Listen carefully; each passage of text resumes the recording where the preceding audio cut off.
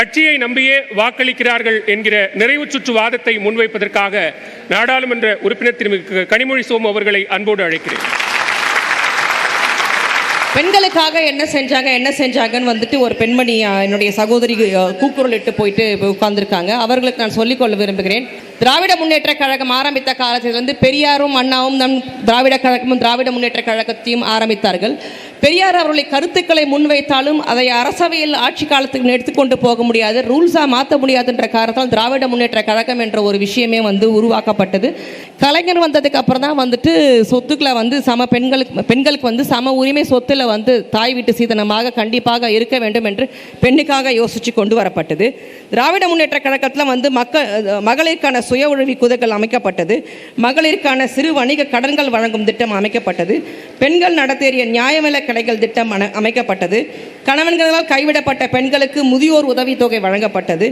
ஈவேரா மணி அம்மையார் நினைவு ஏழை விதவியர் திருமண திட்டம் திராவிட முன்னேற்ற கழகத்தால் தான் உருவாக்கப்பட்டது. அஞ்சுகம் அம்மையார் கலப்பு திருமண உதவி திட்டம் அதேபோல் திராவிட முன்னேற்ற கழகத்தால் உருவாக்கப்பட்டது. உழவர் சந்தை திராவிட முன்னேற்ற கழகத்தால் உருவாக்கப்பட்டது. உள்ளாட்சி அமைப்புகள் மகளிருக்கு 33% இடஒதுக்கீடு அது திராவிட முன்னேற்ற கழகத்தால் தான் உருவாக்கப்பட்டது. இப்போ மகளிர் விடியல் திட்டம் பயணம், அதாவது பஸ்ஸில் இலவசமாக பயணம் பண்ணலாங்கிற விஷயத்தையும் இப்போ வந்திருக்கிற தளபதியார் அவர்கள் முதலமைச்சர் தான் கொண்டு வந்திருக்கிறாங்க. அதே போல் கலைஞர் மகளிர் உரிமை தொகை திட்டம், உங்களை மாதிரி கல்லூரியில் படிக்கிற மாணவிகளுக்கு பிஜி படிக்கிற காலம் வரைக்கும் கவர்மெண்ட் சப்போர்ட் பண்ணுங்கிறதா மகளிர் உரிமை தொகை திட்டம். இது எல்லாமே பெண்களுக்காக திராவிட முன்னேற்ற கழகம் என்ற கட்டமைப்பால் கொண்டு வரப்பட்டது. இதை யாரும் மறந்துவிட வேண்டாம். 33% ரிசர்வேஷன் விமென்ஸ் பில் இப்போ பாஸ் ஆச்சு. எல்லாருமே கல்லூரியில் படிக்கிறீங்க, நீங்கள் நியூஸ் பேப்பரை படிக்கலனாலும் சோஷியல் மீடியாவில் இது பெரிதாக கொண்டு செல்லப்பட்ட ஒரு விஷயம். 33% பில் வந்துருச்சு. இனிமேல் பாராளுமன்றத்தில் 33% பெண்கள் வந்துருவாங்கன்னு ஒரு மாய பிம்பத்தை, அதாவது 2014 பாரதிய ஜனதா கட்சி தான் இங்கே ஆட்சியில் இருக்குது. அதற்கு பிரதமர் மோடி தான், யாரும் மறந்துட வேண்டாம். அந்த மோடி தான் 10 வருஷம் கழிச்சு எலெக்ஷனுக்கு சில மாதங்களுக்கு முன் இந்த விமென்ஸ் ரிசர்வேஷன் பில்லை கொண்டு பார்லிமெண்ட்டில் பாஸ் பண்ணணும்னு பண்ணுறாரு. அதுவும் முழுமையாக நமக்கு கிடைக்க போதா? நிச்சயமாக கிடையாது. நீங்கள்லாம் விமென்ஸ் ரிசர்வேஷன் பில் வந்துடும், நாளைக்கே எல்லாம் ஆக்கப்பூர்வம் ஆயிடுன்றீங்க. கிடையவே கிடையாது. அதில் 2 இக்கண்ணா இருக்குது.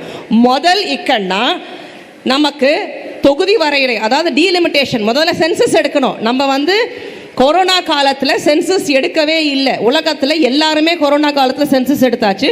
ஆனால் இந்திய நாட்டில் மட்டும், எங்கே நம்ம மோடிஜி ஆள்றாரு இல்லையா, அந்த நாட்டில் மட்டும் சென்சஸ் எடுக்கப்படவே இல்லை. சென்சஸ் எடுக்கப்படாத காரணத்தினால டீலிமிட்டேஷன் பண்ணலை. இது 2மே பண்ணாதான் நம்மளுடைய விமென்ஸ் ரிசர்வேஷன் பில் நமக்கு அமுலுக்கு வரும். அது 9 ஆண்டு காலம் ஆகுமா இந்த 2 விஷயமும். அந்த 9 ஆண்டு காலத்துக்குள்ளே இந்த விமென்ஸ் ரிசர்வேஷன் பில் காலாவதியே ஆகிடும்ன்றது 3வது இக்கண்ணாவையும் வச்சு தான் இந்த விமென்ஸ் ரிசர்வேஷன் பில்லை பாஸ் பண்ணுறாங்க. யார்? பெண்களுக்காக பாடுபடுறாங்க. அதே போல் மல்யுத்த வீராங்கனை அவங்க வாங்கிய மெடலையே திருப்பி கொடுத்துருக்குறாங்க. நல்லா தெரிஞ்சுக்கோங்க, ஒரு எம்பி அவங்க கிட்ட சரியான முறையில் தகாத முறையில் நடந்தாங்கன்ட்டு மல்யுத்த வீராங்கனை மெடலையே திருப்பி கொடுத்துருக்காங்க. இப்படிப்பட்ட ஆட்சி தேவையா? அந்த கட்சி தேவையாங்கிறது தான் ஏன்னா அதோட கட்டமைப்பே அப்படித்தான். அதே திராவிட முன்னேற்ற கழகம் என்பது சுயமரியாதை, சமூக நீதி, மாநில சுயாட்சி, இனம், மொழி, இது அனைத்தையும் பாதுகாக்கக்கூடிய ஒரு கட்சியாக அந்த கட்டமைப்பு வளைகிறது. அண்ணா வந்தார், நல்லது செஞ்சார். கலைஞர் வந்தார், நல்லது செஞ்சார். தளபதியார் வந்தார், நல்லது செஞ்சார். நாளைக்கு யார் கட்டமைப்பில் அமைந்தாலும் அவர்களும் திராவிட முன்னேற்ற கழகத்துக்கு நல்லதையே செய்வார்கள் என்று கூறி வாய்ப்பளித்ததற்கு நன்றி கூறி விடைபெறுகிறேன். நன்றி, வணக்கம்.